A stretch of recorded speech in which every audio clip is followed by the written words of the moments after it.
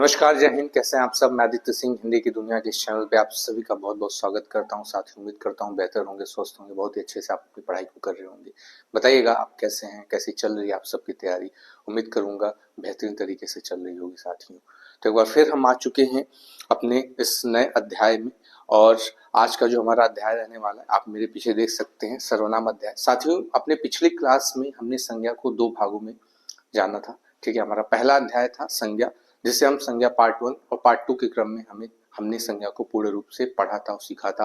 और उम्मीद करता हूं अब आप संज्ञा को एक अच्छे तरीके से बड़े पैमाने पे समझ पा रहे होंगे, सीख पा रहे होंगे, इतना मैं आपसे उम्मीद करता हूं। साथियों देखिए, हिंदी फाउंडेशन कोर्स का एकमात्र उद्देश्य ये है कि यह किसी स्पेशल, किसी स्टेट एग्जाम या किसी पर्टिकुलरली एग्जाम के लिए नहीं है। अगर आप व्याकरण सीखने के लिए इच्छुक हैं, ठीक है, आप किसी एज ग्रुप में हैं, किसी भी क्लास में हैं, ठीक है, तो आप व्याकरण इस चैनल के माध्यम से एक अच्छे तरीके से, एक संपूर्ण तरीके से आप व्याकरण इस क्लास के माध्यम से सीख सकते हैं। अगर आप सीखने के बाद आगे जाइए, आप किसी भी एग्जाम की तैयारी कीजिए, आप किसी क्लास में 10th में, 11th में, 12th में हिंदी का पेपर देते हैं, बोर्ड एग्जाम जाता है, तो व्याकरण में यही सारी चीजें रहती हैं। या फिर आप स्टेट एग्जाम की तैयारी करने के लिए जाइए, तो यही तो सारी चीजें रहती हैं, किसी प्रकार का कोई बदलाव नहीं रहता। तो व्याकरण बहुत ही एक अच्छा, एक वैज्ञानिक, एक सटीक सब्जेक्ट विषय माना गया है।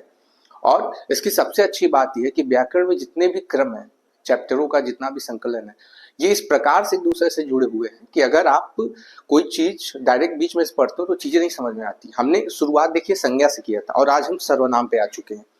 तो सर्वनाम अगर हमें समझना है साथ में, तो हमें पहले संज्ञा पढ़ना पड़ेगा। यानी पहला, दूसरा, दूसरा, तीसरा, तीसरा चौथे से जुड़ा हुआ है। ये किस इस प्रकार क्रम में रखा गया है कि बड़ा अच्छा लगता है पढ़ने में, सीखने में। तो उम्मीद करूंगा, अगर देखिए आप मेरे इस चैनल पे पहली बार जुड़े हुए हैं, ठीक है, और सर्वनाम आप मेरा अध्याय देख रहे हैं, थोड़ा सा भी कुछ पहले से जानकारी रखते हैं, फिर आप संज्ञा पढ़ के आए हैं तब तो ठीक है। लेकिन अगर आप मेरे इस चैनल पे नए हैं साथी, ठीक है, तो आप मेरे पहले संज्ञा पार्ट 1 को देखिए, पार्ट 2 को देखिए, ठीक है, उसके बाद आप सर्वनाम मेरे अध्याय को फिर देखिए, आप इस वीडियो को। फिर आपको ना समझ में आए तो फिर आप बताइएगा। तो चलिए स्टार्ट करते हैं आज अपने इस नए अध्याय को, नए सेशन को। उम्मीद करूंगा कि आप सब अच्छे होंगे और अच्छे से आप अपनी पढ़ाई को कर रहे होंगे। तो मैंने पहले से ही अपने व्हाइट बोर्ड पे लिख दिया है, ठीक है। तो चलिए इसको हम शुरुआत करते हैं अपने सर्वनाम अध्याय को। अच्छा, एक चीज मैं आपको बता दूं, देखिए मैंने अपने संज्ञा पार्ट 2 में जब पूर्ण रूप से मैं संज्ञा को खत्म किया था, तो उसमें भाववाचक संज्ञा में मैंने आपको पढ़ाया था। तो साथ ही भाववाचक संज्ञा में कुछ छोटी सी एक पॉइंट थी जो छूट गया था, उसके लिए मैं माफी चाहूंगा। तो इस क्लास के अंत में मैं उस भाववाचक संज्ञा के बारे में जो पॉइंट छूटा था मैं उसको बताऊंगा, ठीक है। तो चलिए पहले आज हम अपने दूसरे अध्याय, सर्वनाम अध्याय को देखते हैं, ठीक है। और क्या है सर्वनाम। देखिए, पहले हम किसी भी शब्द को लिखते हैं तो पहले उसके बारे में जानते हैं। तो सबसे पहले देखिए, सर्वनाम जो हमारा है दो शब्दों से मिलकर बना है। वो दो कौन से शब्द हैं बताएंगे। सर्वधन, सर्वधन नाम, सर्वधन नाम, ये दो शब्दों से मिलकर क्या बना है हमारा प्यारा सा शब्द जिसका नाम है सर्वनाम। सर्वधन नाम से मिलकर क्या बना है हमारा प्यारा सा शब्द, बताएंगे आप लोग। सर्वनाम। क्या होता है सर, सर्व का अर्थ क्या होता है, नाम का अर्थ क्या होता है, धैर्य रखिए सब बताएंगे। सर्व का अर्थ होता है बच्चों सब। क्या अर्थ होता है, कहते हैं ना ये सर्व ब्रह्मांड, ये सर्व संपूर्ण विश्व हमारा है। नाम का अर्थ क्या होता है, संज्ञा। अब देखिए ना, ये मात्र एक सर्वनाम शब्द ही अपने आप का अपना अपना खुद का परिचय दे रहा है। सर्वधन नाम ये खुद ही अपना परिचय दे रहा है, यानी क्या कह रहा है, सब संज्ञा। हमें भैया समझ में नहीं आया, थोड़ा और विस्तार में बताइए। बताते हैं, धैर्य रखिए सब बताते हैं। कह रहा है सब संज्ञा, यानी थोड़ा सा इसमें कुछ शब्दों को जोड़ता हूं, देखिए क्या कहना चाह रहा है। कह रहा है कि सब संज्ञा के स्थान पर, क्या, सब संज्ञा के स्थान पर प्रयोग में लाए जाने वाले शब्द, सब संज्ञा के स्थान पर प्रयोग में लाए जाने वाले शब्द ही क्या कहलाते हैं बच्चों, सर्वनाम कहलाते हैं। भैया हमें अभी भी नहीं समझ में आया, थोड़ा सा और स्पष्ट कीजिए। तो ली भाई, हम थोड़ा सा इस चीज को और स्पष्ट कर देते हैं, ठीक है। तो देखिएगा इसकी परिभाषा क्या होगी, मैं थोड़ा सा इसको मिटाऊंगा अभी, ठीक है। तो इतना याद रखिए, सर्वनाम जो शब्द है सर्वधन नाम से मिलके बना है, और सर्व का अर्थ होता है सब, नाम का अर्थ होता है संज्ञा। यानी सब संज्ञाओं के स्थान पर प्रयोग किए जाने वाले शब्द ही हमारे क्या कहलाते हैं, सर्वनाम कहलाते हैं। अब हम इसकी परिभाषा को लिखते हैं, लिखेंगे साथी। परिभाषा क्या है, इसकी उचित परिभाषा इसी सर्वनाम शब्द के माध्यम से हम लोग लिखेंगे। थोड़ा सा राइटिंग के लिए माफी चाहता हूँ, हो सकता है तिरछे जाए, टेढ़े मेढ़े जाए, बट आप मेरे शब्दों को सुनिए, आप मेरे कथन को सुनिए, मेरी बातों को सुनिए और समझने का प्रयास करिए। ठीक है। सर्वनाम, अब इसकी क्या परिभाषा है? सर्वनाम शब्द यानी वह शब्द, मैंने क्या कहा, मैंने सर्वधन नाम को किस प्रकार से विभाजित किया, सर्वधन नाम दो खंडों में विभाजित किया, और क्या उसके बारे में बताया कि सभी संज्ञाओं के स्थान पर प्रयोग किए जाने वाले शब्द, यानी हम कहेंगे सर हम इस कथन से ये समझ पा रहे हैं कि वह सारे शब्द जो संज्ञा के स्थान पर प्रयोग किए जाते हैं उन्हें ही हम क्या कहते हैं, सर्वनाम कहते हैं। तो इसकी परिभाषा क्या बनेगी बताइएगा? वह शब्द, सॉरी वह मैं लिखता हूं, वे शब्द जो लिखेंगे, वे शब्द जो संज्ञा, अब देखिए जो साथी नए होंगे, अब संज्ञा के स्थान पर उनको पता ही नहीं है संज्ञा क्या है, तो पहले आप संज्ञा पढ़िए, आप संज्ञा पढ़ के आइए। देखिए मैंने कहा ना, पहला दूसरा, दूसरा तीसरे से जुड़ा हुआ है, तो अगर आपको पढ़ना है तो क्रम से एक शुरू से पढ़ते हुए आना चाहिए। व्याकरण में यही चीज, अगर बीच से पढ़ेंगे तो बेटा कुछ नहीं समझ में आने वाला आपको। वे शब्द जो संज्ञा के स्थान पर, जो संज्ञा के स्थान पर प्रयोग किया जाता है, क्या किया जाता है बताइए? प्रयोग किया जाता है, प्रयोग किया जाता है, वे शब्द जो संज्ञा के स्थान पर प्रयोग किया जाता है उसे ही सर्वनाम कहते हैं। बताइएगा, उसे ही क्या कहते हैं? बोलिएगा, सर्वनाम कहते हैं। बताइए, इतनी सी बात समझ में आई कि नहीं? बताइएगा, इतनी सी बात समझ में आई कि नहीं? मैंने क्या लिखा व्हाइट बोर्ड पे, देखिएगा कि वे शब्द जो संज्ञा के स्थान पर प्रयोग किया जाता है उसे ही सर्वनाम कहते हैं। स्पष्ट है इतना? तो कह रहा है कि वे शब्द जो संज्ञा के स्थान पर प्रयोग किए जाते हैं, मतलब तो पहले कोई हमें ऐसा उदाहरण लेना पड़ेगा जिसमें संज्ञा हो, और तब जाके हम उस संज्ञा को रिप्लेस करेंगे, उसको बदलेंगे, फिर वहां सर्वनाम लाएंगे, तभी हम समझ पाएंगे ना कि सर्वनाम कैसे आ रहा है। तो वे शब्द जो संज्ञा के स्थान पर आते हैं, तो पहले हमें कोई ऐसा वाक्य लिखना पड़ेगा, पहले हमें कोई ऐसा उदाहरण लिखना पड़ेगा बच्चों जिसमें संज्ञा हो।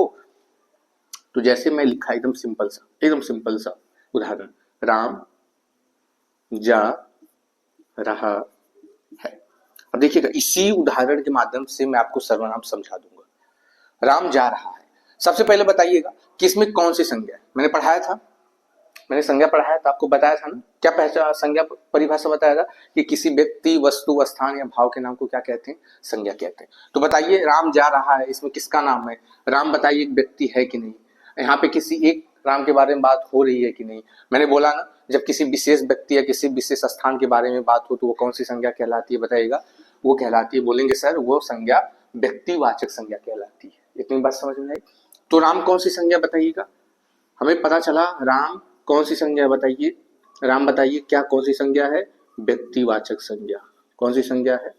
व्यक्तिवाचक संज्ञा। उम्मीद करूंगा कि आप संज्ञा पढ़े होंगे तो आप आज स्पष्ट रूप से आपको पता चल रहा होगा, आपको सहायता मिल पा रही होगी सर्वनाम शब्द को, सर्वनाम को पढ़ने में, क्योंकि आपने संज्ञा पढ़ चुका है पिछले अध्याय में, पिछले क्लास में। तो व्यक्तिवाचक, राम कौन सी संज्ञा? व्यक्तिवाचक। तो परिभाषा क्या कह रहे हैं? हम परिभाषा की मदद से सारी चीजें जानते हैं। कह रहे हैं वे शब्द जो संज्ञा के स्थान पर प्रयोग किए जाते हैं वही क्या कहलाते हैं? सर्वनाम कहलाते हैं। अब जरा सा हम राम को मिटा देते हैं, जरा सा हम इस राम शब्द को मिटा देते हैं, और बताइए इसके जगह हम ऐसा क्या लिख सकते हैं कि एक सार्थक वाक्य बन जाए। जिस प्रकार राम जा रहा था तो हमें समझ में आ रहा है, हमें इस बात का ज्ञान हो रहा है कि भैया कोई राम नाम का लड़का है जो कहीं जा रहा हो सकता है, घर जा रहा हो सकता है, किसी शादी में जा रहा हो। तो यहाँ पे और क्या लिख सकते हैं जिससे पता चले, जिससे एक वाक्य बन जाए, जिससे सार्थक बन जाए? तो बताइए, क्या हम राम की जगह पे वह नहीं लिख सकते? बताइएगा, वह लिख सकते हैं कि नहीं? तो देखिए, एक शब्द आया राम को हटा के, वह है वह, और तो भी एक सार्थक वाक्य हमारा बन के निकला। यही बच्चों क्या कहलाता है? हमारा सर्वनाम कहलाता है। और क्या कहलाता है? सर्वनाम कहलाता है। अब देखो, अब परिभाषा को पढ़ो, अब समझ में आएगा। क्या रहा है? वे शब्द जो संज्ञा के स्थान पर प्रयोग किए जाते हैं। बताइए इसमें कहां संज्ञा है? हमने संज्ञा के स्थान पे उस शब्द का प्रयोग कर दिया, और करके एक सर्वनाम सहित हमने क्या बना डाला? उदाहरण बना डाला। तो वह जा रहा है, वह क्या है बच्चों? सर्वनाम है। तो इस प्रकार हम सर्वनाम को समझे। तो बताइएगा, इतनी सी बात आपको समझ में आई कि नहीं? बताइएगा। उम्मीद करूंगा मेरे प्यारे दोस्त कि आपको इतनी सी बात समझ में आई होगी। ठीक है, अब आगे चलते हैं। अब आगे चलते हैं और थोड़ा सा और उदाहरणों के माध्यम से हम समझते हैं। ठीक है, तो इसको मैं मिटा रहा हूं। देखिएगा, मैं एक वाक्य लिखता हूं। ठीक है, देखिएगा, राकेश राकेश एक राकेश एक राकेश एक अच्छा राकेश एक अच्छा छात्र है। ठीक है, राकेश एक ही में, राकेश देखिएगा, राकेश एक मिनट, राकेश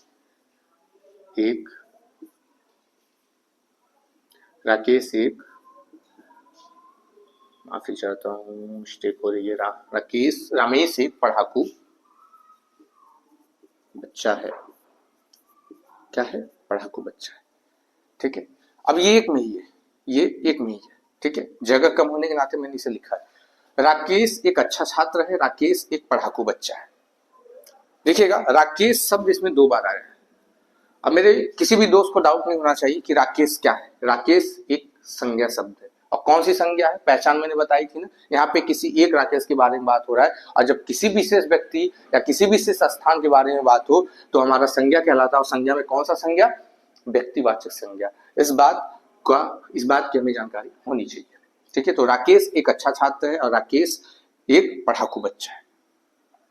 तो देखिएगा, सर्वनाम का एक काम और होता है। क्या होता है? अभी मैं नोट बनवा के आपको लिखवाता हूं। देखिए, राकेश एक अच्छा छात्र है, राकेश एक पढ़ाकू बच्चा है। तो बात तो यहाँ भी राकेश के बारे में हो रही है। बोलेंगे हाँ सर, बात यहाँ भी राकेश के बारे में हो रही है, बात यहाँ भी राकेश के बारे में हो रही है। असल में जो सर्वनाम शब्द बच्चों होता है वह संज्ञा के पुनरावृत्ति को रोकता है। मतलब किसी वाक्य में जब एक शब्द संज्ञा बार बार आए, उसके पुनरावृत्ति यानी पुनरावृत्ति का अर्थ होता है जो बार बार आए उसको ये रोकता है। तो राकेश की जगह मिटा के क्या ये लिख सकते हैं? वह एक पढ़ाकू बच्चा है। राकेश एक अच्छा छात्र है, वह एक पढ़ाकू बच्चा है। पहले भी यहाँ राकेश के बारे में बात हो रहा था, यहाँ भी राकेश के बारे में बात हो रहा था। मैंने वो राकेश यहाँ जो लिखा होता उसको हटा के मैंने वह लिखा, वह एक पढ़ाकू बच्चा है। तो वह एक पढ़ाकू बच्चा है। आप इससे क्या समझ पा रहे हैं? यहाँ भी तो राकेश ही के बारे में बात हो रहा है। तो असल में जो सर्वनाम शब्द होता है यह संज्ञा की पुनरावृत्ति को रोकता है। और साथ ही साथ जो सर्वनाम शब्द होता है ये कम से कम जगह में सार्थक वाक्य दे के चला जाता है। इतनी सी बात बताइएगा समझ में आई कि नहीं? उम्मीद करूंगा आपको ये बात समझ में आई होगी। तो कहीं पे आप नोट डाउन करके लिख लीजिए। आप कहीं पे, मैं इसको मिटा रहा हूं, आप कहीं पे नोट डाउन करके लिख लीजिए इसके नीचे कि सर्वनाम का एक काम और होता है। ठीक है, उसको नोट डाउन करके लिख लीजिए। क्या? कि सर्वनाम शब्द लिखेंगे, सर्वनाम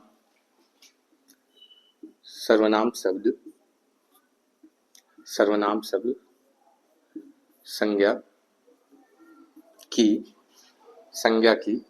पुनरावृत्ति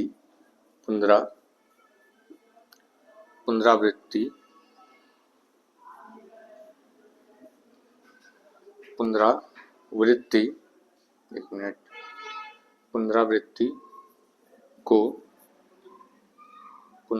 को रोकता है। संज्ञा क्या, सर्वनाम शब्द क्या करता है? सर्वनाम शब्द संज्ञा की पुनरावृत्ति को रोकता है। यानी जब किसी वाक्य में संज्ञा बार बार आए, तो वो उसको रोकने का कार्य करता है। हमारा क्या? सर्वनाम शब्द। तो बताइएगा इतनी सी बात समझ में आई कि नहीं? मैंने जो उदाहरण के माध्यम से आपको सिखाने का प्रयास किया, मैं उम्मीद करूंगा कि वो आपको समझ में आया होगा। ठीक है, तो ये हमने अब तक पढ़ा सर्वनाम की परिभाषा, और उदाहरण के माध्यम से हमने परिभाषा की सहायता से जाना कि किस प्रकार से संज्ञा के स्थान पर हम सर्वनाम का प्रयोग कर सकते हैं, और एक सर्वनाम सहित एक उदाहरण बना के हम सीख सकते हैं, जान सकते हैं। उम्मीद करूंगा आपको ये इतनी सारी अब तक पढ़ाई हुई बात मेरे मित्र, मेरे साथी समझ में आई होगी। देखिएगा एक बार, ठीक है। तो सर्वनाम की परिभाषा आप देख लीजिए और नोट डाउन करके लिख लीजिए कि सर्वनाम का एक कार्य और होता है कि सर्वनाम शब्द संज्ञा की पुनरावृत्ति को रोकता है। पुनरावृत्ति का अर्थ होता है जब कोई चीज बार बार आए, ठीक है। अब कोई चीज अगर बार बार आ रही है तो सर्वनाम का एक काम और भी होता है कि जब किसी वाक्य में संज्ञा बार बार आती है तो थोड़ा वो वाक्य पढ़ने में हमें अटपटा सा लगता है, तो सर्वनाम क्या कहता है, सर्वनाम अपना अपना मौजूदगी देके उस वाक्य को सहज, सरल और स्पष्टीकरण करता है। बताइएगा ये बात इतने से समझ में आई कि नहीं? उम्मीद करूंगा समझ में आएगी। तो सर्वनाम शब्द का काम क्या है कि वह संज्ञा के स्थान पे आके वाक्य को थोड़ा सहज, थोड़ा सरल, थोड़ा स्पष्ट बना देता है, ठीक है। तो चलेंगे अब इस क्रम में हम आगे बढ़ते हैं और इसके बाद हम क्या पढ़ेंगे, मैं इसको मिटाने जा रहा हूं। इसके बाद देखिए हम क्या पढ़ते हैं। इसके बाद जो हम पढ़ेंगे आगे वह होगा सर्वनाम की मूल संख्या। मैंने कहा कि संज्ञा के स्थान पे सर्वनाम, यानी संज्ञा के स्थान पे प्रयोग किए जाने वाला शब्द क्या कहलाता है, सर्वनाम कहलाता है। तो ऐसे कितने भैया शब्द होंगे जो संज्ञा के स्थान पे प्रयोग किए जाते हैं। देखिए सर्वनाम शब्द तो बहुत सारे हो सकते हैं, सर्वनाम शब्द तो बहुत सारे हो सकते हैं, लेकिन कुछ विशेष सर्वनाम है जिन्हें हम कहते हैं मूल सर्वनाम। क्या कहते हैं, नोट करके लिखिएगा, मूल सर्वनाम। आपसे पेपर में पूछ सकता है कि मूल सर्वनाम की संख्या कितनी मानी गई है, मूल सर्वनाम की संख्या कितनी मानी गई। देखिए सर्वनाम बहुत सारे हो सकते हैं, लेकिन मूल सर्वनाम की कुल संख्या, मूल सर्वनाम की बताइएगा कुल संख्या कितनी है बताइएगा। तो जान लीजिए आज से, अगर आपको जो पुराने छात्र हैं, जो पढ़ रहे हैं, जो तैयारी वाले मेरे भाई हैं, छोटे भाई हैं, वो जानते होंगे, और जिनको नहीं पता आप आज जान लीजिए, मूल सर्वनाम की कुल संख्या मेरे भाई होती है 11।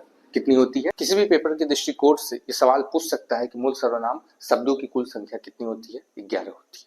अब इन 11 को हम कहाँ पढ़ेंगे, याद रखिए, इन 11 सर्वनाम शब्दों को हम कहाँ पढ़ेंगे।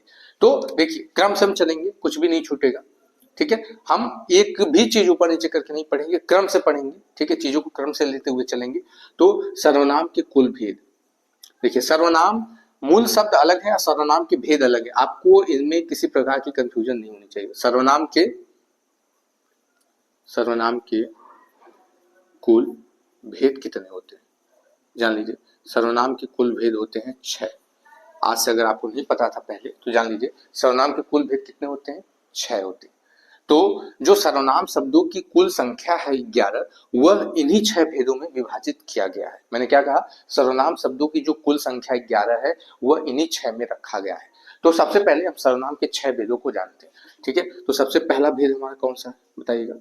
सबसे पहला भेद हम पढ़ेंगे निश्चय वाचक सर्वनाम। कौन सा पहला भेद होता है हमारा, निश्चय वाचक सर्वनाम। दूसरा कौन सा हमारा भेद होता है बताइएगा, दूसरा होता है अनिश्चयवाचक सर्वनाम। लिखेंगे अनिश्चयवाचक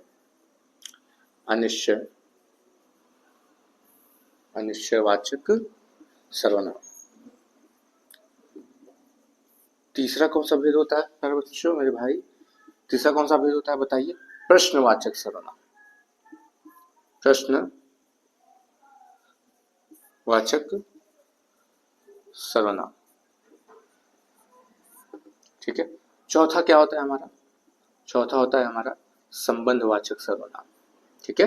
यहाँ एक वाक्य दूसरे वाक्य से संबंध जोड़ेगा, संबंधवाचक सर्वनाम लिखेंगे, संबंधवाचक सर्वनाम। मेरे भाई पांचवा कौन सा सर्वनाम होता है, निजवाचक सर्वनाम। कौन सा सर्वनाम, निजवाचक सर्वनाम, निजवाचक सर्वनाम देखेंगे। और छठा कौन सा हमारा होता है, छठा और सबसे जटिल, सर्वनाम के सभी भेदों में सबसे जटिल और सबसे महत्वपूर्ण है हमारा कौन सा, पुरुषवाचक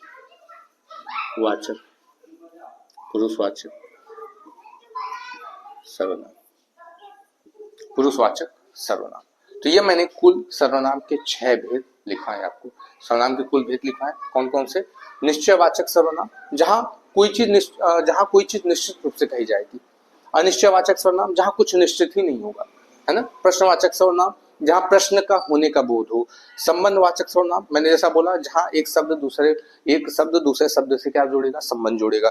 निजवाचक सर्वनाम जहाँ स्वयं के बारे में बात हो, स्वयं का बोध हो। और पुरुषवाचक सर्वनाम बच्चों, सर्वनाम के भेदों में सबसे जटिल भेद पुरुषवाचक सर्वनाम को माना गया है, और इसीलिए इसे मैंने सबसे अंतिम क्रम पे रखा हुआ ताकि बड़े आराम से समझ के चलेंगे। क्योंकि पुरुषवाचक सर्वनाम में हम 3 चीजों के बारे में पढ़ रहे होते हैं, वक्ता, श्रोता और अन्य पुरुषवाचक सर्वनाम, और ये जटिल है, लेकिन धैर्य रखिए, बड़े ही आराम से, बड़े ही मजेदार तरीके से हम पुरुषवाचक सर्वनाम को खत्म करेंगे सीखते हुए उसको।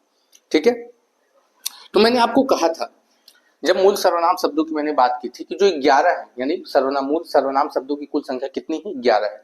तो इन 11 को कहाँ रखा गया है, कैसे हम जानेंगे कि 11 कौन से हैं? तो फिर मैंने आगे बताया था कि सर्वनाम के जो कुल 6 भेद होते हैं, सर्वनाम के जो कुल 6 भेद होते हैं, उन्हीं में इन 11 का क्या किया गया, विभाजन किया गया। इन 11 शब्दों का क्या किया गया, विभाजन किया गया है इन्हीं सर्वनाम के कुल 6 भेदों के अंतर्गत।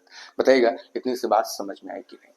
यानी वे सर्वनाम शब्द जो इन सर्वनाम के भेदों के अंतर्गत आएंगे। तो बताएगा निश्चय सर्वनाम शब्द के अंतर्गत जो सर्वनाम शब्द आते हैं वो है यह और वह, यानी यह और वह की सहायता से निश्चयवाचक सर्वनाम का क्या होगा, निर्माण होगा। निश्चयवाचक सर्वनाम शब्दों का क्या बनेगा, वाक्य बन पाएंगे। ठीक है, तो यह वह किस सर्वनाम, आपसे सवाल पूछ सकता है, देखिए कि यह वह कौन से सर्वनाम के प्रयोगिक शब्द है, यह और वह कौन से सर्वनाम के प्रयोगिक शब्द हैं? तो आपका जवाब होना चाहिए भैया निश्चयवाचक सर्वनाम।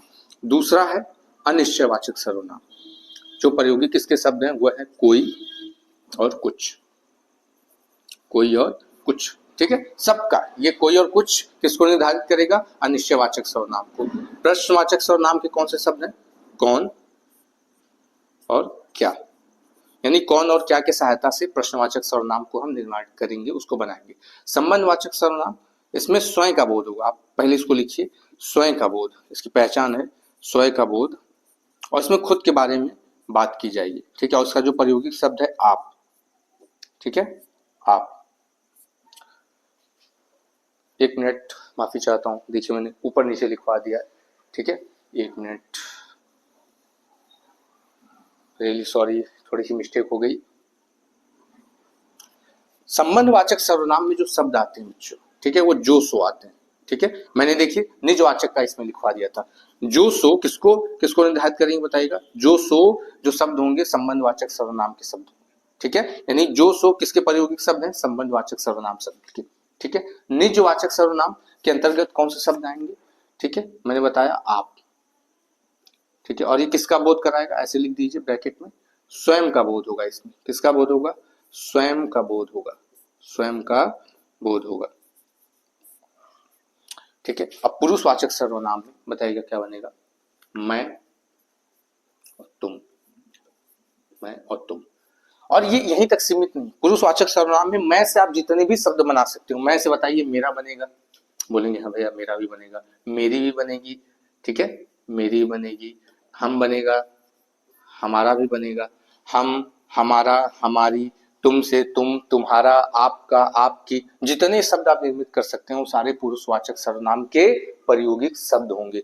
क्या होंगे, प्रयोगिक शब्द होंगे।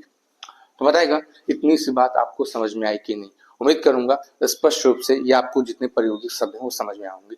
मैंने क्या लिखा था, मूल सर्वनाम शब्दों की संख्या कुल कितनी होती है, 11। एक बार जरा हम गिनती करते हैं, देखिए 11 शब्द आए हैं कि नहीं। 1 2 3 4 5 6 7 8, 1 9 10 और 11। ठीक है, यानी देखिए किस प्रकार से विभाजित हुआ है। यानी ये जो मैंने शब्द लिखवाए हैं बच्चों, निश्चयवाचक सर्वनाम यह और वह का, यानी यह वह प्रयोगिक शब्द है निश्चयवाचक सर्वनाम के। कोई कुछ ये भी प्रयोगिक शब्द है किसके, अनिश्चय वाचक सर्वनाम, यानी इन्हीं शब्दों की सहायता से इन सर्वनाम का क्या होगा, इन सर्वनाम के उदाहरणों का क्या होगा, निर्माण होगा। तो उम्मीद करूंगा कि आपको यहाँ तक की पढ़ाई हुई बातें आपको समझ में आई होंगी बहुत ही अच्छे तरीके से। बताइए, उम्मीद करूंगा कि आपको अच्छे तरीके से इतनी बात अभी तक जो मैंने आपको पढ़ा दिया सर्वनाम के अंतर्गत अच्छे तरीके से समझ में आई होगी। तो तैयार है आगे पढ़ने के लिए, देख लीजिए इतना जो मैंने लिखवाया है।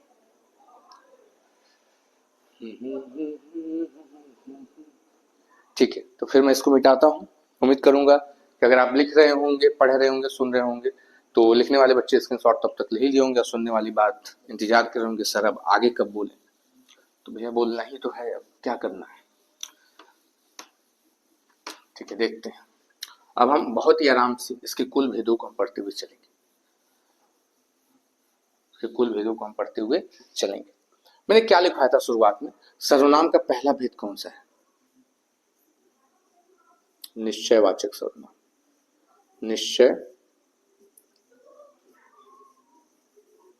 निश्चयवाचक सर्वनाम लिखेंगे। निश्चयवाचक सर्वनाम का कौन सा भेद है? पहला भेद है। ठीक है, और इसके प्रायोगिक शब्द भी आप लिख लीजिए ताकि थोड़ा सा आपको मदद मिलता रहे, यह और वह। तो क्या होता है निश्चयवाचक सर्वनाम? जरा देखिएगा, मैं इसको दो तरीके से मैं पहचान करना बताऊंगा। निश्चयवाचक सर्वनाम को मैं दो तरीके से इसकी पहचान करना बताऊंगा आपको। तो सबसे पहले आपके दिमाग में ये बात क्लियर होनी चाहिए कि निश्चयवाचक सर्वनाम का प्रायोगिक शब्द कौन सा है? यह और वह। यानी यह और वह की सहायता से ही हम क्या बनाएंगे? निश्चयवाचक सर्वनाम के उदाहरण बनाएंगे। आई बात समझ में? यानी इसकी परिभाषा क्या होगा? वह सर्वनाम, देखेंगे पहले इसकी परिभाषा को लिखते हैं। वह सर्वनाम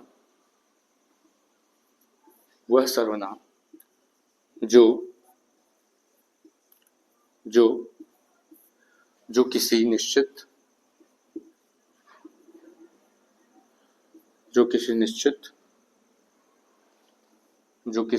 निश्चित व्यक्ति, लिखेंगे जो किसी निश्चित व्यक्ति या वस्तु का बोध कराए। वस्तु का क्या कराए? बोध कराए, यानी ज्ञान कराए। कि बोध का अर्थ क्या होगा? ज्ञान कराए, बोध कराए।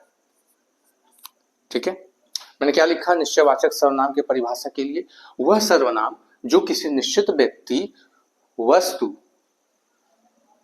ठीक है, निश्चित व्यक्ति वस्तु का बोध कराए, वही क्या कहलाता है? निश्चयवाचक सर्वनाम कहलाता है। यानी इसमें जब किसी के बारे में बात की जाएगी, तो निश्चित रूप से उसको बताया जाएगा, यानी निश्चित रूप से उस बात का बोध कराया जाएगा। ठीक है, जैसे मैंने आपसे कहा यह मेरी पुस्तक है। यह मेरी क्या है? यह मेरी पुस्तक है। मैंने आपसे क्या कहा कि वह सर्वनाम जो किसी निश्चित व्यक्ति या वस्तु का बोध कराए, यह मेरी क्या है? पुस्तक है। यह मेरी पुस्तक है। अब देखिए ना, इसमें पुस्तक की तरफ इशारा करते हुए बताया जा रहा है कि यही पुस्तक मेरी है, दूसरा कोई नहीं, यही पुस्तक मेरी है ना। यानी निश्चित रूप से पुस्तक के बारे में जो बात कही जा रही है वो निश्चित रूप से कही जा रही है। और क्या कही जा रही है? कि यही पुस्तक मेरी है। पहला पहचान, यानी पहला पहचान क्या आप लिखेंगे, क्या आप समझेंगे कि पहला पहचान कि किसी व्यक्ति या वस्तु की तरफ निश्चित रूप से इशारा करते हुए बात कही जाएगी कि वह चीज मेरी है या वह चीज मेरा है। ठीक है, क्लियर हुआ इतनी बात? यानी यह मेरी पुस्तक है, इशारा करते हुए, संकेत करते हुए इसमें बताया जाएगा किसी व्यक्ति या वस्तु के बारे में। तो आप नोट डाउन करके लिख लीजिए कि इसे संकेतवाचक सर्वनाम भी कहते हैं। संकेत करते हुए बताया जाएगा, इसे संकेतवाचक इसमें मिटाऊंगा थोड़ा सा, फिर अभी मैं पुनः इसको लिख देता हूं। ठीक है, इसे संकेतवाचक सर्वनाम भी कहते हैं। ठीक है, इसे संकेतवाचक सर्वनाम भी कहते हैं क्योंकि इसमें संकेत करते हुए चीजों को निश्चित रूप से बताया जाएगा। इसमें संकेत करते हुए चीजों को निश्चित रूप से बताया जाएगा। तो मैंने क्या कहा, पहला उदाहरण क्या लिया था? यह, चलिए उदाहरण दूसरा ले लेते हैं। यह मेरी कलम है। यह मेरी कलम है। यह मेरी कलम है। ठीक है, तो देखिए यहां भी निश्चित रूप से कलम के बारे में बात की जाए कि कलम की तरफ इशारा करते हुए बताया जा रहा है कि यही कलम मेरी है, दूसरा कोई नहीं, यही कलम मेरी है। यानी कलम की तरफ निश्चित, कलम के बारे में निश्चित रूप से बोला जा रहा है। क्या बोला जा रहा है? कि सर यही कलम मेरी है। पहली पहचान हो गई कि संकेत करते हुए चीजों को स्पष्ट रूप से, निश्चित रूप से बताया जाएगा। और दूसरा मैंने क्या कहा, यह क्या है? यह एक सर्वनाम है। देखिए यह है, यह के बगल में क्या लिखा हुआ है सर? मेरी।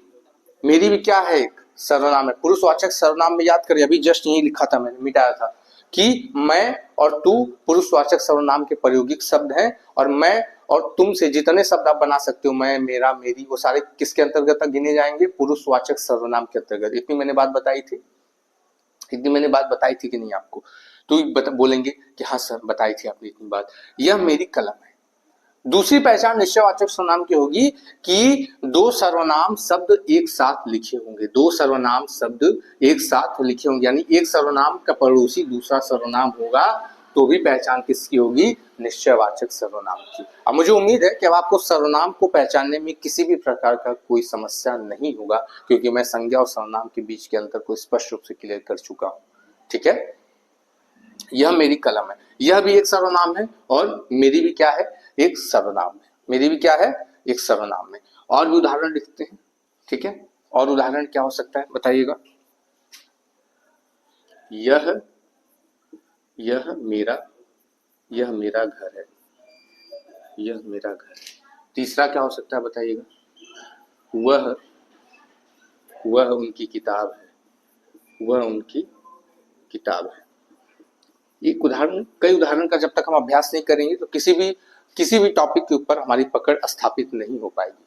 ठीक है, तो जितना उदाहरण आप अपने कलेक्शन कर सकते हैं, संकलन कर सकते हैं टॉपिक्स के ऊपर, उतना टॉपिक के ऊपर आपकी पकड़ स्थापित अच्छे तरीके से होगी। यह मेरी कलम है। अगला उदाहरण देखते हैं, यह मेरा घर है। घर की तरफ इशारा करते हुए बताया जा रहा है कि यही वाला घर हमारा, यही वाला घर क्या है? मेरा है। यही वाला घर, यानी निश्चित रूप से बात बोली जाएगी घर के बारे में कि यह घर मेरा है। उम्मीद करूंगा समझ में आया होगा। वह उनकी किताब, देखिए मैंने है नहीं लिखा हुआ है, वह इनकी किताब है। उम्मीद करता हूँ छोटी छोटी गलतियों को थोड़ा सा मैनेज करने की कोशिश करेंगे। ठीक है, वह उनकी किताब है। किताब की तरफ इशारा करते हुए बताया क्या गया है कि वह उनकी किताब है। ठीक है, यह मेरी कलम है, यह मेरा घर है, वह उनकी किताब है। बच्चों, मेरे भाई, जितने भी मैंने उदाहरण आपको लिखवाए हुए हैं, यहाँ निश्चित रूप से बातें बोली जा रही हैं, बातें घुमाई फिराई नहीं जा रही हैं कि यह शायद मेरा कलम है, यह शायद मेरा घर है, या फिर यह शायद मेरी किताब है। ठीक है, निश्चित रूप से बातें बोली जा रही हैं। और दूसरा पहचान मैंने आपको बताया था कि दो सर्वनाम पड़ोसी, यानी दो सर्वनाम शब्द अपने आसपास होंगे, तो भी पहचान किसकी होगी? निश्चयवाचक सर्वनाम शब्द की। बताइएगा, निश्चयवाचक सर्वनाम के बारे में अब तक मेरे द्वारा जितनी भी बातें बताई गई हैं, आपको समझ में आया कि नहीं? मेरे प्यारे भाई बहन, उम्मीद करता हूं कि आप इतनी सी बातें आपको समझ में आई होंगी। ठीक है, तो अब आगे चलते हैं। ठीक है, आगे चलते हैं, और जरा सा इसमें छोटी सी बात और आ जाती है जब भी निश्चयवाचक सर्वनाम को पढ़ते हैं। ठीक है, और वो बात कौन सी आ जाती है, थोड़ा सा मैं मिटाता हूँ। उम्मीद करता हूँ ये उदाहरण के माध्यम से आपने निश्चयवाचक सर्वनाम का अभ्यास कर लिया होगा। ठीक है, तो अब मैं इसको मिटाता हूँ और मैं इसी उदाहरण को पुनः लिखता हूँ। ठीक है, आपको इसको भी मिटा देता हूँ, थोड़ा सा जितना जगह मिलेगा मुझे समझाने में उतनी आसानी होगी। ठीक है, देखते हैं मैंने क्या लिखा था। मैंने पहले लिखा था यह मेरा घर है। मैंने एक उदाहरण लिखा था। ठीक है, और एक और उदाहरण मैं लिखता हूं। ठीक है, यह घर मेरा है। कुछ समझ पा रहे हैं आप? कुछ आप समझ पा रहे हैं? बोलेंगे नहीं। कुछ आप समझ पा रहे हैं मैंने क्या लिखा? यह मेरा घर है और यह घर मेरा है। शब्द तो वही है, अर्थ तो वही दे रहे हैं, हम क्या समझ रहे हैं? जो मैंने दोनों ही शब्द, ठीक है, अर्थ वही दे रहा है कि आप घर की तरफ इशारा करके बता रहे हैं कि यह घर क्या है? मेरा है। लेकिन मैंने कुछ परिवर्तन किया, आपको उसी परिवर्तन को पकड़ना है। क्या परिवर्तन किया? कि यह मेरा घर है और यह घर मेरा है। दोनों में क्या अंतर है? दोनों में मैंने एकमात्र अंतर किया है कि शब्दों के पद क्रम को बदला है। शब्दों के पद क्रम को बदला है। और ऐसा मैंने क्यों किया है? क्योंकि सबसे पहले मैं एक बार निश्चयवाचक सर्वनाम को फिर कंफर्म करता हूं कि उसकी दूसरी पहचान क्या होगी। आप निश्चयवाचक सर्वनाम को किस प्रकार से पहचान कर पाएंगे? बोलेंगे कि सर आपने बताया था कि जब एक सर्वनाम का पड़ोसी दूसरा सर्वनाम हो तो वह भी पहचान किसकी होगी? निश्चयवाचक सर्वनाम की। बताइएगा, इतनी बात मैंने आपको बताई थी कि नहीं? बोलेंगे हाँ सर, आपने इतनी बात मुझे बताई थी। फिर मैंने ये क्यों लिखा? कहेंगे किस प्रकार के आप भ्रमित कर रहे हैं, क्यों असमंजस में डाल रहे हैं? बेटा, इसमें जब भी निश्चयवाचक सर्वनाम को हम पढ़ते हैं, ठीक है, तो एक चीज बड़ी क्लियर होती है। देखिए यह मेरा घर है, ये भी तो एक सार्थक वाक्य है, और यह घर मेरा है, ये भी एक सार्थक वाक्य है। तो फिर क्यों घुमाने की जरूरत, क्यों पद क्रम को आप बदल रहे हैं? देखिए जब भी निश्चयवाचक सर्वनाम में पढ़ते हैं तो मैंने क्या परिवर्तन किया, जो घर यहाँ पे लिखा था मैंने उसे दूसरे नंबर पे रख दिया। यानी एक पहले से ही सर्वनाम था और सर्वनाम के बगल में मैंने ला के एक संज्ञा शब्द को बैठा दिया। संज्ञा घर, घर क्या होता है, घर कौन सी संज्ञा है, बोलेंगे घर एक जातिवाचक संज्ञा होता है। जातिवाचक संज्ञा की याद करिए जरा, जातिवाचक संज्ञा की मैंने क्या पहचान बताई थी, दुनिया में जिसके जैसे और हों, दुनिया में जिसके जैसे और हों। तो क्या दुनिया में एक लौता घर है, एक घर के जैसे और भी तो घर होंगे, तो वही पहचान किसकी होगी, जातिवाचक संज्ञा की। यानी मैंने शब्द के पदक्रम को बदले और जहां दो सर्वनाम एक साथ लिखे हुए थे वहां से एक सर्वनाम को हटा के मैंने एक संज्ञा लिखा, ठीक है, और वही पदक्रम का वही बदलाव हुआ। तो एक याद रखिए कि जब भी एक सर्वनाम का पड़ोसी संज्ञा होगा, ठीक है, जब भी संज्ञा का या सर्वनाम का पड़ोसी संज्ञा होगा तो वहां पे सर्वनामिक विशेषण कहलाता है। जब भी संज्ञा का पड़ोसी कोई सर्वनाम शब्द होता है, आप लिख लीजिए, आप लिख लीजिए, यदि यदि यदि संज्ञा यदि संज्ञा यदि सॉरी देखिए, यदि संज्ञा का पड़ोसी, यदि संज्ञा का पड़ोसी कोई सर्वनाम शब्द है, यदि संज्ञा का पड़ोसी कोई सर्वनाम शब्द है, बोलेंगे शब्द है, तो बस अब जो पढ़वा रहा हूं आप उतना पढ़ लीजिए, ठीक है। आप कहेंगे सर्वनाम पढ़ाते पढ़ाते आप विशेषण कहां से ला दिए, ठीक है, तो ये चीज इसमें आती है, तो मैं बता रहा हूं। अभी आप जैसे मैं बता रहा हूं उतना समझ लीजिए। जब मैं अपने आगे के अध्यायों को जारी रखूंगा, कंटिन्यू करूंगा, तो उसमें विशेषण भी आएगा, क्रिया भी आएगा, कारक भी आएगा, वर्तनी भी आएगा, सारी चीज आएगा। तो जब एक अध्याय आएगा विशेषण, तो मैं आपको बताऊंगा कि विशेषण, सर्वनामिक विशेषण को और अच्छे से क्लियर करूंगा, ठीक है। तो मैंने क्या लिखा, यदि संज्ञा का पड़ोसी कोई सर्वनाम शब्द है तो वह क्या कहलाता है, सार्वनामिक विशेषण कहलाता है। तो आज से आपको कंफ्यूजन नहीं होना चाहिए, सार्वनामिक विशेषण किसे कहते हैं, ठीक है। जब कोई संज्ञा का पड़ोसी शब्द सर्वनाम होता है तो वही क्या कहलाता है, हमारा सार्वनामिक विशेषण कहलाता है। क्या कहलाता है बताइए मेरे प्यारे दोस्तों, मेरे प्यारे भाई, आपको क्या कहलाता है, सार्वनामिक विशेषण कहलाता है, ठीक है। उम्मीद करूंगा कि आपको इतनी सारी बातें समझ में आई होंगी, ठीक है। यह घर मेरा, यह क्या है, एक सर्वनाम है। घर क्या है, घर क्या है बताइएगा। घर बोलेंगे सर आपने जातिवाचक संज्ञा बताया, घर एक जातिवाचक संज्ञा है, तो बताइए सर्वनाम का पड़ोसी संज्ञा हुआ कि नहीं, या संज्ञा पड़ोसी सर्वनाम दोनों ही बात एक है, ठीक है। तो संज्ञा और सर्वनाम दोनों पड़ोसी हुए कि नहीं, और जब संज्ञा और सर्वनाम दोनों शब्द जब पड़ोसी होंगे तो वह फिर वहां पे क्या हो जाएगा, सार्वनामिक विशेषण हो जाएगा। क्या हो जाएगा, सार्वनामिक विशेषण हो जाएगा। बस मुझे आपको इतनी सी बात आपको निश्चयवाचक सर्वनाम के अंतर्गत समझानी थी। उम्मीद करूंगा कि आपको अब तक निश्चयवाचक सर्वनाम के बारे में जितनी बातें मेरे द्वारा आपको पढ़ाई गई थी उतना समझ में आया होगा, ठीक है। तो चलिए आगे के अपने बाकी भेदों को कंटिन्यू करते हैं। इतना मैं मिटाता हूँ, ठीक है, साइड हट जा रहा हूँ, थोड़ा सा मेरा परछाई आ जाता है, ठीक है, देख लीजिए मैं मिटाने जा रहा हूँ इसको, ठीक है। साथ ही उम्मीद करता हूँ कि अब तक जो भी कुछ मेरे द्वारा आपको बताया गया, उम्मीद करता हूँ आपको समझ में आया होगा, ठीक है। अब कुछ पुरुषवाचक सर्वनाम के अलावा जितने भी सर्वनाम के भेद होते हैं ना, बड़े साधारण से होता है, बहुत ही साधारण तरीके से और आसानी तरीके से हम इनको पढ़ते हैं और सीखते हैं, ठीक है। कोई किसी भी प्रकार की समस्या नहीं आती है, ठीक है। तो दूसरा मैंने क्या आपको लिखवाया था बताइएगा, दूसरा मैंने लिखवाया था अनिश्चयवाचक सर्वनाम। क्या लिखवाया था, अनिश्चयवाचक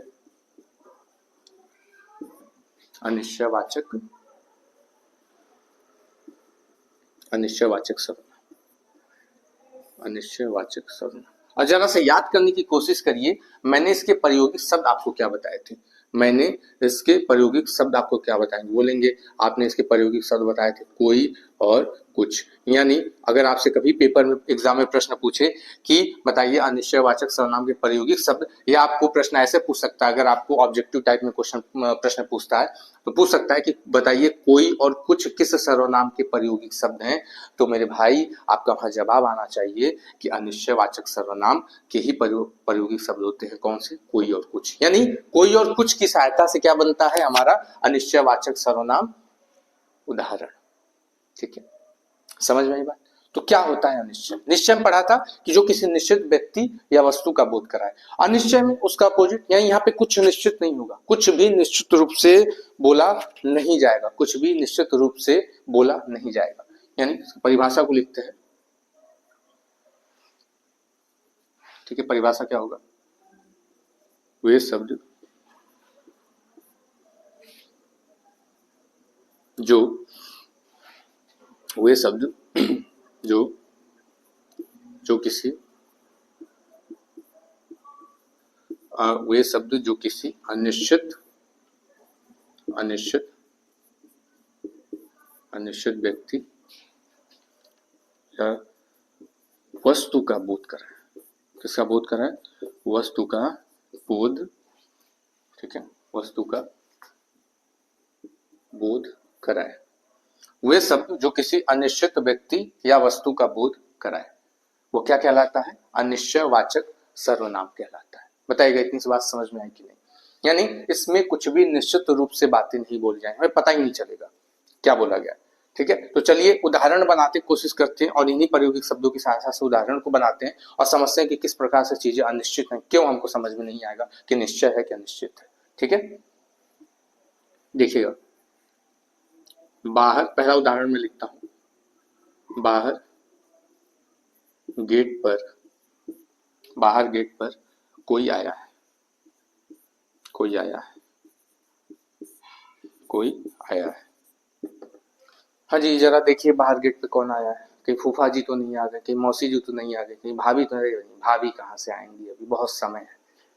तो बाहर गेट पर कोई आया है। कौन आया है? जब तक जाके देखेंगे तभी तो पता चलेगा। अभी हम ऐसे क्या अंदाजा बैठ के लगा सकते हैं कौन आया होगा? है, कहीं हाथी तो नहीं आ गया, कहीं कोई जानवर तो नहीं आ गया, कहीं हमारे बिन बुलाए मेहमान तो नहीं आ गए। तो बाहर गेट पर कोई आया है, जब तक आप जाके देखेंगे नहीं तब तक क्या आपको पता चल पा रहा है? यहाँ पे चीजें निश्चित रूप से स्पष्ट हो पा रही है कि बाहर गेट पर कौन है। तो क्या कह रहा है अनिश्चयवाचक सर्वनाम भी? तो यही कह रहा है कि वे शब्द जो किसी अनिश्चित व्यक्ति या वस्तु का बोध कर रहे हैं। एक चीज इसमें और जानिए, एक चीज इसमें और आप जानिए कि कोई और कुछ में क्या अंतर है। कोई और कुछ में क्या अंतर है? मैं यहाँ किनारे पे लिखता हूं। ठीक है, कोई और कुछ में, ये चीज आपको पता होनी चाहिए। मैं क्या समझाने की कोशिश कर रहा हूं अभी आप समझेंगे। कोई हमेशा प्राणीवाचक का बोध कराएगा। अभी बताता हूं कैसे। कोई हमेशा प्राणीवाचक का बोध कराएगा और कुछ हमेशा वस्तुवाचक का बोध कराएगा। वस्तुवाचक का बोध कराएगा यानी प्राणीवाचक। बाहर गेट पर कोई आया है, बाहर गेट पर कोई सजीव ही तो आया होगा। ऐसा तो नहीं है कि कोई सामान चल के आ गया है, कहेंगे अरे सामान कैसे चल सकता है। कोई प्राणी तो चल के आया होगा, जानवर भी होगा, तो जानवर भी क्या सजीव ही तो है, सांस ले रहा है, धरती पे जी रहा है। बाहर गेट पे कोई इंसान ही तो आया होगा। तो कोई हमेशा किसका बोध कराता है? प्राणीवाचक का बोध कराता है। और कुछ किसका बोध कराता है? वस्तुवाचक का। तो मैं कुछ के लिए भी कुछ लिख सकता हूँ, समान उदाहरण लिखता हूं, तब आपको समझ में आएगा। दूसरा क्या है? मैं आपके लिए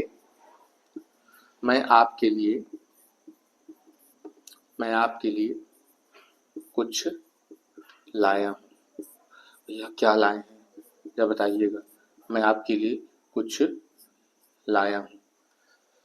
ठीक है, मैं आपके लिए कुछ लाया हूं। क्या लाए हैं? क्या आप झोले में 3-4 आदमी सजीव को भर के लाए हैं?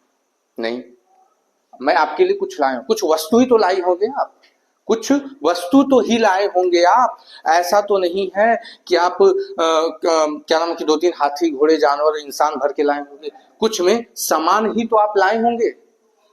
कुछ में मेरे भाई आप सामान ही तो लाए होंगे। मैं आपके लिए कुछ लाया हूं। तो आप देखिए ना, उदाहरण के माध्यम से आप स्पष्ट रूप से समझ सकते हैं कि कहाँ प्राणी का बोध हो रहा है, कहाँ किसी वस्तु का बोध हो रहा है ना। हो सकता है कि क्या किराना का कोई सामान लेके आया हो, है? हो सकता है कि कपड़े लेके आया हो, है ना।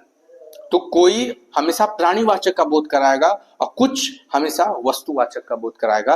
बस मेरे भाई मैं आपको इनके बीच का यही अंतर स्पष्टीकरण करना चाहता था और उम्मीद करूंगा कि आपको समझ में आया होगा। तो कोई हमेशा किसका बोध कराएगा, प्राणीवाचक का, और कुछ हमेशा किसका बोध कराएगा, वस्तुवाचक का। बाहर गेट पर कोई आया है, ठीक है, बाहर गेट पर कोई आया है, हमें कैसे पता चलेगा जब तक हम जाके नहीं देखेंगे। तो बताइए यहाँ अनिश्चितता का बोध हो रहा है कि नहीं? अनिश्चित रूप से चीजें हमें पता चल रही है, हमें पता ही नहीं कौन आया है।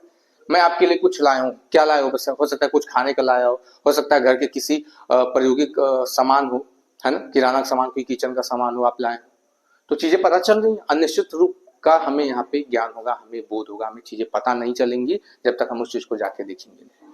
तो यही क्या कहलाता है, अनिश्चयवाचक सर्वनाम। ठीक है, तो उम्मीद करूंगा कि अनिश्चयवाचक सर्वनाम के बारे में आपको इतनी सारी बातें समझ में आई होंगी, जो कुछ भी मेरे द्वारा अब तक बताया गया है। बताइएगा, उम्मीद करूंगा कि आपको इतनी सारी बातें मेरे भाई समझ में आई होंगी। तो चलिए अब आगे पढ़ते हैं और अंतिम भेद पढ़ते हैं। ठीक है, और अंतिम भेद क्या था, मैंने आपको बताया था। अंतिम भेद मतलब आज के इस क्लास के लिए आखिरी भेद है, और आखिरी भेद मैंने अनिश्चयवाचक सर्वनाम के बाद क्या आपको बताया था, प्रश्नवाचक सर्वनाम। और प्रश्नवाचक सर्वनाम बहुत ही साधारण सर्वनाम है, बहुत ही सहज, बहुत ही सरल है। ठीक है, देखते हैं क्या है। प्रश्नवाचक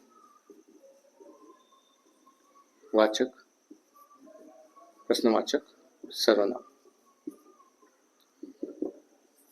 प्रश्नवाचक सर्वनाम।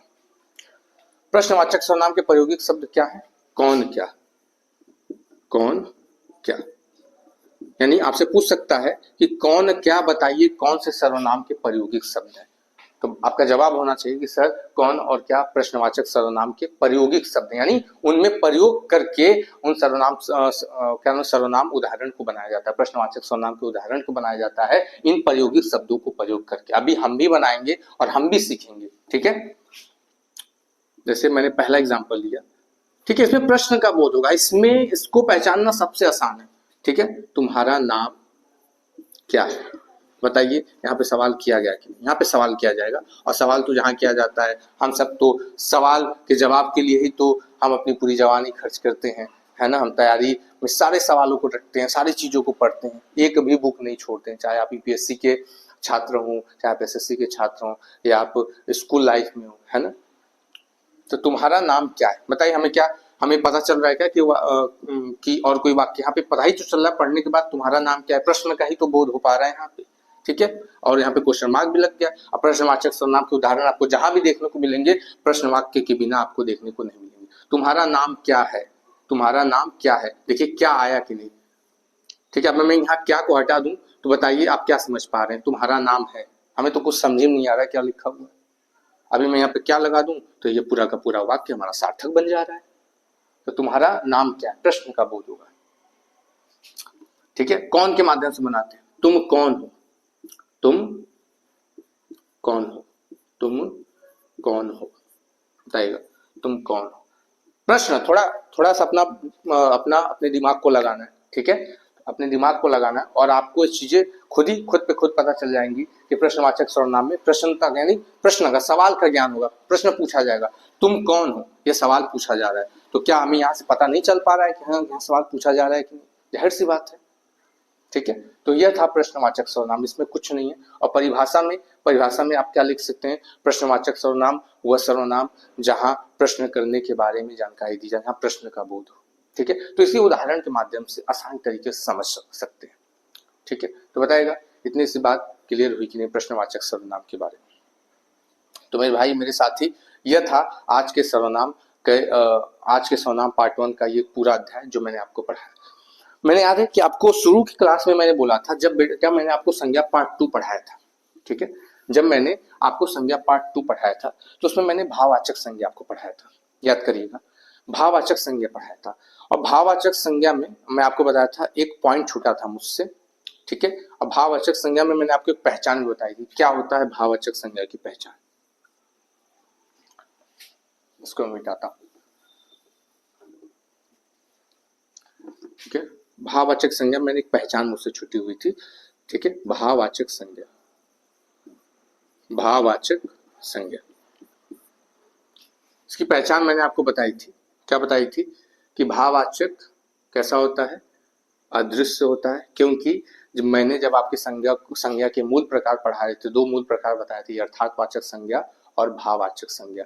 और यथार्थवाचक संज्ञा क्या होता है, जो वास्तविक होता है, जो हम देख सकते हैं, और भाववाचक अदृश्य रूप होता है। संज्ञा का कौन सा रूप होता है, तो अदृश्य होता है। तो इतना मैंने आपको बताया था कि भाववाचक की पहली पहचान क्या होगी कि वो अदृश्य होगा, दूसरा एक वचन होगा, ठीक है।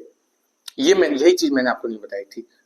आप अगर पिछला क्लास देख के आए तो आपको ये चीज नहीं बताई थी। अदृश्य होगा, एक वचन होगा, ठीक है। और मैंने आपको बताया था प्लेट में नहीं परोसा जा सकता, ये मैंने आपको एक अलग तरीके की पहचान बताई थी, ठीक है। मेरे गुरुजी इसी प्रकार बताते हैं, प्लेट में नहीं परोसा जा सकता। हम दुनिया में हर किसी से कुछ न कुछ सीखते हैं और ज्ञान बांटने से ही बढ़ता है। यह पुरानी कहावत है, बिल्कुल सच्ची कहावत है। हम कुछ भी पेट से सीख के नहीं आते, हमें इसी धरती पे आके चीजों को सीखना पड़ता है, चीजों को देखना पड़ता है।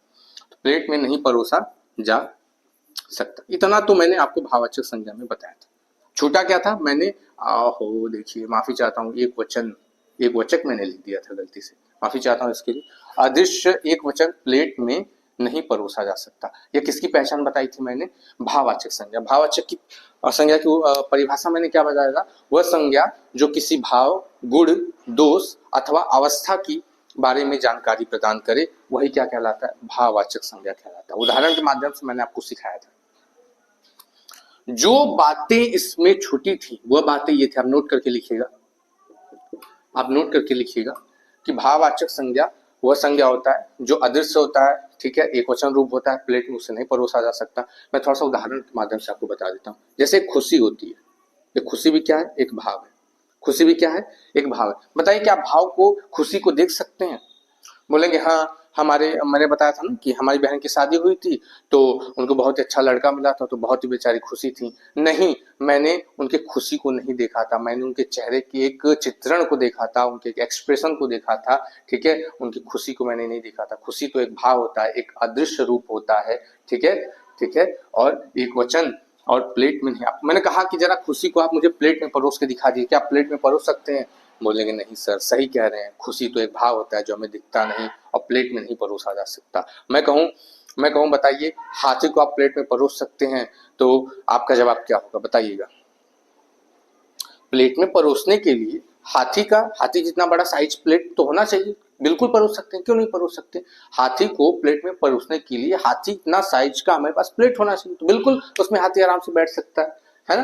तो हाथी कौन सी संज्ञा हुई, जातिवाचक संज्ञा। तो भाववाचक और जातिवाचक संज्ञा में एक अंतर भी आपका स्पष्ट हो गया। तो ठीक है, तो ये है भाववाचक संज्ञा। तो इसमें जो छूटा था कि यदि भाववाचक लिखिएगा, यदि खुशी का देखिए खुशियां हो जाएगा, अगर बहुवचन हम इसका होना है तो हमें यही सीखना है कि यदि भाववाचक संज्ञा में आप लिख लीजिए कि यदि भाववाचक संज्ञा में कोई शब्द बहुवचन बन जाए तो वह फिर भाववाचक संज्ञा नहीं कहलाता, वह कहलाता है जातिवाचक संज्ञा। यदि भाववाचक संज्ञा में कोई शब्द बहुवचन बन जाए, बहुवचन बन जाए तो वह जातिवाचक, लिखेंगे जातिवाचक क्या कहलाता है, जातिवाचक संज्ञा कहलाता है। जातिवाचक क्या कहलाता है, संज्ञा कहलाता है। ठीक है, ये पॉइंट है जो संज्ञा पार्ट 1 में भाववाचक संज्ञा के अंतर्गत पढ़ाते हुए मुझसे छूटा था। तो ये आपका क्लियर होना चाहिए, ठीक है। क्या कि यदि भाववाचक संज्ञा में कोई शब्द बहुवचन बन जाए तो फिर जातिवाचक संज्ञा के अंतर्गत आता है, ठीक है। तो इतनी सी बात थी जो भाववाचक संज्ञा के अंतर्गत छुट्टी थी, और उम्मीद करता हूँ मेरे प्यारे भाई बहनों कि आपको इतनी सी बातें समझ में आई होंगी और आज की क्लास से आप सर्वनाम के बारे में बहुत कुछ सीखे होंगे, इतना मैं आपसे उम्मीद करता हूँ। तो चलिए चलते हैं, मिलते हैं संज्ञा पार्ट 2, और जहां हम संज्ञा पार्ट 2 को पूर्ण रूप से खत्म कर रहे होंगे। और जब संज्ञा पार्ट 2 को हम पूर्ण रूप से खत्म कर रहे होंगे तो उम्मीद करता हूं संज्ञा की भांति ही आप सर्वनाम से भी बहुत कुछ सीख के यहाँ से जाएंगे, ठीक है। तो चले चलते हैं, बहुत सारा ख्याल रखिए, अच्छे से पढ़िए, स्वस्थ रहिए, मस्त रहिए। मिलते हैं सर्वनाम पार्ट 2 के अगले अध्याय में। तब तक के लिए जय हिंद, जय भारत। बहुत सारा ख्याल रखिए। जय मां सरस्वती।